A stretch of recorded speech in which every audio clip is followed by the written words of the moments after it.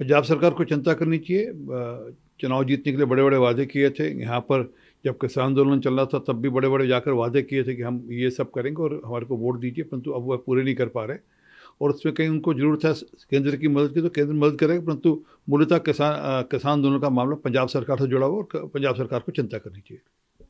ऐसा प्रतीत होता है कि मोदी सरकार की लाल आंख पर चीनी चश्मा लग गया है। क्या भारतीय संसद में चीन के विरुद्ध बोलने की अनुमति नहीं है? कांग्रेस बहस के लिए तैयार नहीं। जब भी बहस की बात होती है तो बायकॉट करते हैं, हंगामा करते हैं। मोदी सरकार हर विषय पे चर्चा संसद में करने को तैयार है, परंतु उनमें वह विषय भी आएंगे जिसमें कांग्रेस को दिक्कत हुई, खास कर जब ये पूछा जाता है कि राजीव गांधी फाउंडेशन में पैसे कैसे आए। जब भी इस बारे में चर्चा होती है तो वो हंगामा करते हैं। तो जब चर्चा होगी तो कंपोजिट चर्चा होगी और ये नहीं कि एक विषय पर होगी। राज्य दीवारों पर राहुल गांधी गो बैक के नारे लिखे गए हैं। दीवारों पुलिया पर भीम आर्मी द्वारा पूर्व राहुल गांधी के खिलाफ नारे। राहुल गांधी जी जब चुनाव था पिछली बार, वहाँ जाकर वादा कर आए थे कि मैं 10 दिनों के अंदर किसानों का कर्जा माफ़ करूँगा। आज तक किसान इंतज़ार कर रहे हैं। अब किसान जब इंतज़ार कर रहे हैं और तंग हैं तो इसी प्रकार की भाषा इस्तेमाल करेंगे, इसी प्रकार का नारे लगाएंगे कि गो बैक राहुल गांधी, क्योंकि जो वादा किया था वह पूरा नहीं कर पाए। लव जिहाद गाने के लिए अलग कानून जरूरी नहीं, कर्नाटक के गृह मंत्री। अब ये उनका अपना पॉइंट ऑफ व्यू है। मैं अपेक्षा करता हूँ कि अपने यहाँ चर्चा करेंगे इस बारे में और देखेंगे किस प्रकार से लव जिहाद के मामले कंट्रोल हों और लव जिहाद के मामले ना बढ़े और नाम बदल कर लोग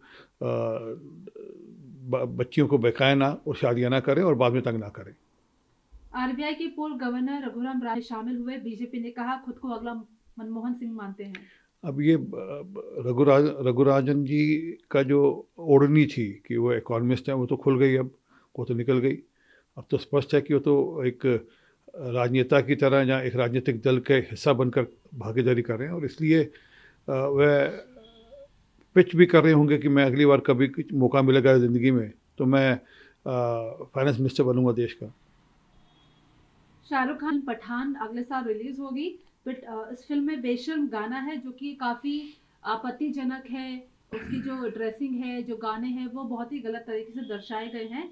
इसमें नरोत्तम मिश्रा कह रहे हैं कि इसको सही करें, नहीं तो हम राज्य में मूवी को लॉन्च नहीं करेंगे, रिलीज नहीं होने देंगे। अब ये राज्य के गृह मंत्री नरोत्तम मिश्रा जी और उनके जो प्रोड्यूसर्स हैं उनके बीच का मामला है या डायरेक्टर्स के बीच का मामला है कि जो एक कोई गाने की वो बात कर रहे हैं जिसमें दिखता है कि थोड़ी बेशर्मी ज़्यादा हुई है, उसकी थोड़ा चिंता करें और आपस में तालमेल करते हुए हम नहीं चाहते किसी फिल्म पे कोई प्रतिबंध लगे, परंतु हाँ उसके चलते हुए अश्लीलता भी ना हो, ऐसी भी चिंता करनी चाहिए।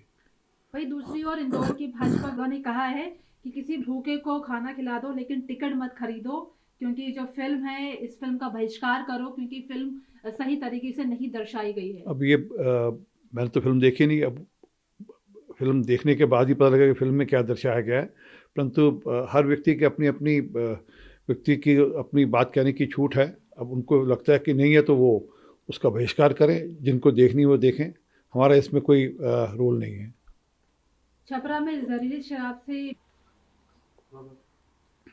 छपरा में 20 से ज्यादा लोगों की जान गई है जहरीली शराब पीकर। विधानसभा में हंगामा भी हुआ है। नीतीश कुमार आपक होते हुए नजर आए। देखिए उत्तरदायित्व तो अंतर्गत हुआ नीतीश और तेजस्वी का है। अब दोनों को उत्तर देना चाहिए क्योंकि वहाँ पर शराब पर प्रतिबंध है, शराबबंदी है, उसके बावजूद वहाँ शराब आया और नकली शराब जहाँ जहरीली शराब बिके जहाँ बटे वहाँ पर और उसके कारण से लोगों की मृत्यु हो तो उसकी जवाबदेही तो सरकार को देनी पड़ेगी। कल जिस प्रकार से नीतीश जी ने अपना आपा खोया विधानसभा में, स्पष्ट दिखता है कि उनके पास जवाब नहीं है। और आदमी जब 70 का पार हो जाता है तो सहज होता है, ना कि आपक होता है। इसी को लेकर सुशील मोदी भी कह रहे हैं पर कि नीतीश कुमार का कार्यकाल समाप्त हो गया है, उसने अपनी याददाश्त खो दी है। प्रशांत किशोर और बीजेपी विधायकों को तू तो कह के बात करते हैं और कई बार अपना आपा खोते हुए नजर आते हैं।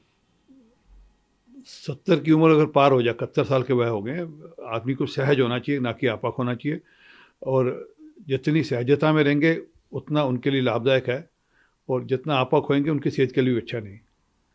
मेघालय में अगले साल चुनाव होने हैं। एनपीपी के 2 विधायक, टीएमसी का 1 और 1 निर्दलीय विधायक ने बीजेपी को ज्वाइन कर लिया है। मोदी जी की नीतियों को लेकर, उनके नेतृत्व को लेकर लोग प्रभावित हैं और लगातार निरंतर पार्टी ज्वाइन कर रहे हैं। और नॉर्थ ईस्ट हो या और देश के राज्य हों, सब जगह भारतीय जनता पार्टी को लोग ज्वाइन कर रहे हैं।